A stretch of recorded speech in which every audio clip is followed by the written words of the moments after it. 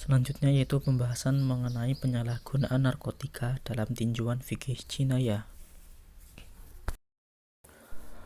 Narkotika secara etimologi berasal dari bahasa Yunani, yaitu narkoum, yang berarti membuat lumpuh atau membuat mati rasa. Sedangkan dalam bahasa Inggris, yaitu narotik, lebih mengarah ke obat yang membuat penggunanya kecanduan. Menurut Undang-Undang Narkotika Pasal 1 Ayat 1 menyatakan bahwa narkotika merupakan zat buatan ataupun yang berasal dari tanaman yang memberi efek halusinasi, menurunnya kesadaran, serta menyebabkan candu. Pada dasarnya, narkotika memiliki khasiat yang bermanfaat digunakan dalam bidang kedokteran, yaitu untuk pengobatan, serta berguna bagi penelitian perkembangan ilmu pengetahuan farmasi atau farmakologi. Selain itu, narkotika juga disebut sebagai obat untuk menenangkan saraf, menghilangkan rasa sakit, menimbulkan rasa mengantuk atau merangsang seperti opium dan juga ganja. Namun, di masyarakat, narkotika justru disalahgunakan untuk kesenangan-kesenangan sejenak belaka yang hanya mementingkan ego diri sendiri, sehingga berakibat negatif pada diri mereka sendiri seperti menurunnya kesehatan yang bisa mengakibatkan kematian. Menurut Undang-Undang Narkotika Nomor 35 Tahun 2009 Pasal 6, narkotika digolongkan menjadi 3 golongan, yaitu yang pertama, golongan 1, merupakan zat yang berpotensi sangat tinggi menyebabkan ketergantungan. Narkotika golongan 1 adalah narkotika yang hanya dapat digunakan untuk tujuan pengembangan ilmu pengetahuan dan tidak digunakan dalam terapi, dan memiliki potensi sangat tinggi yang mengakibatkan ketergantungan bagi penggunanya. Contoh dari narkotika golongan 1 yaitu heroin, ganja, kokain, dan opium. Narkotika golongan 1 adalah narkotika paling berbahaya, namun di masyarakat justru banyak disalahgunakan. Seperti ganja, banyak sekali orang Indonesia, khususnya remaja, yang sudah pernah mengkonsumsi ganja, bahkan sudah sampai kecanduan ganja. Kemudian yang kedua yaitu narkotika golongan 2, yaitu narkotika yang memiliki khasiat pengobatan dan digunakan sebagai pilihan terakhir. Selain itu, juga dapat digunakan terapi dan juga digunakan untuk tujuan pengembangan ilmu pengetahuan, serta mempunyai potensi tinggi yang mengakibatkan ketergantungan. Contohnya yaitu morfin, petidin, fentanyl, dan metadon.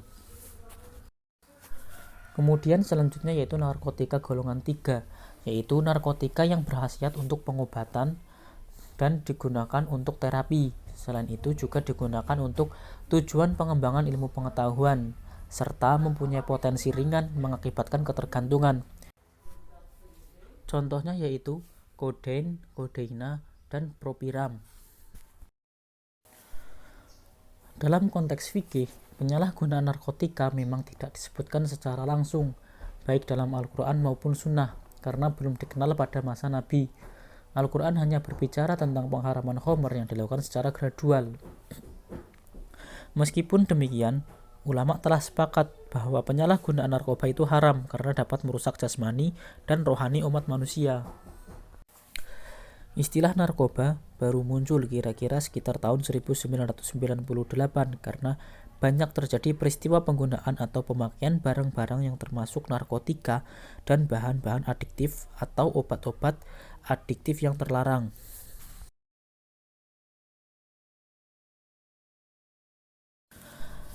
Dalam menghukumi penyalahgunaan narkotika, di kalangan ulama terjadi silang pendapat. Ada ulama yang mengkiaskan antara penyalahgunaan narkotika dengan khamr yang nantinya berkonsekuensi pada sanksi had, dan juga ada yang berpendapat bahwa narkotika dengan khamr itu berbeda yang nantinya berkonsekuensi pada sanksi takzir. Ibnu Taimiyah dan Asad Husnain berpendapat bahwa narkoba dengan khamr itu bisa dikiaskan dan nantinya berkonsekuensi pada hukum had. Mereka berpendapat bahwa keduanya sama-sama dapat merusak akal dan kesehatan, bahkan menurutnya narkoba lebih berbahaya. Nabi Muhammad telah memukul secara sama terhadap orang yang meminum segala apa yang dapat merusak akal dan memabukkan tanpa diskriminasi. tidak peduli apakah ia makanan atau minuman selama zat khamr itu terdapat padanya.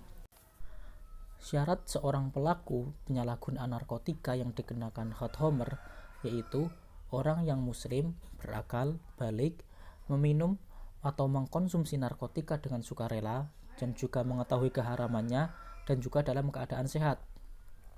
Had ini tidak gugur dari orang yang sakit, tapi pelaksanaannya ditunda hingga ia sembuh. Jika ia telah sembuh, maka had tersebut dilaksanakan padanya. Sebagian ulama lagi berpendapat bahwa penyalahgunaan narkotika berbeda dengan khamr dan konsekuensi hukumannya adalah takzir, karena mereka berargumentasi bahwa narkotika tidak ditemukan pada masa Rasulullah. Kemudian, narkotika jauh lebih berbahaya dibandingkan dengan bahaya khamr. Kemudian, narkotika juga tidak hanya diminum, beda dengan khamr. Narkotika bisa saja disuntikkan, atau ada yang dengan cara dihisap, dan masih banyak lagi. Kemudian, narkotika jenis dan macamnya banyak sekali. Masing-masing mempunyai jenis yang berbeda-beda dan efek yang berbeda-beda juga. Selaras dengan pendapat ulama tersebut, Fatwa Majelis Ulama Indonesia pun mengatakan bahwa sanksi bagi pelaku penyalahgunaan narkoba adalah takzir. Adapun penyalahgunaan narkoba yang mengakibatkan kerugian jiwa, harta benda, perlu dilakukan tindakan-tindakan seperti menjatuhkan hukuman yang berat terhadap penjual, pengedar, dan penyelundup bahan-bahan narkoba jika perlu dihukum mati.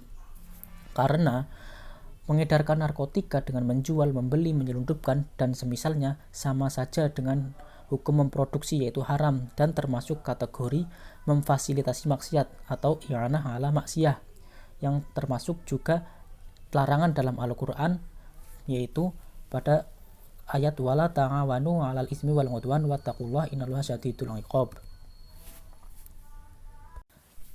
Pemerintah Indonesia sudah beberapa kali menjatuhkan hukuman mati kepada pengedar narkoba, seperti yang terjadi beberapa tahun lalu, yaitu hukuman mati terhadap warga asing yang melakukan pengedaran narkoba di Indonesia. Kemudian juga perlu menjatuhkan hukuman yang berat terhadap aparat negara yang melindungi produsen atau pengedar narkoba, dan juga membuat undang-undang mengenai penggunaan dan penyalahgunaan narkoba. Di Indonesia sendiri sudah ada undang-undang yang mengatur tentang narkoba, yaitu seperti pada Undang-Undang Nomor 35 Tahun 2009. Sekian video presentasi dari saya. Atas perhatian teman-teman, saya mengucapkan terima kasih. Banyak kekurangan dan kesalahan dari saya memohon maaf yang sebesar-besarnya. Sekian, wassalamualaikum warahmatullahi wabarakatuh.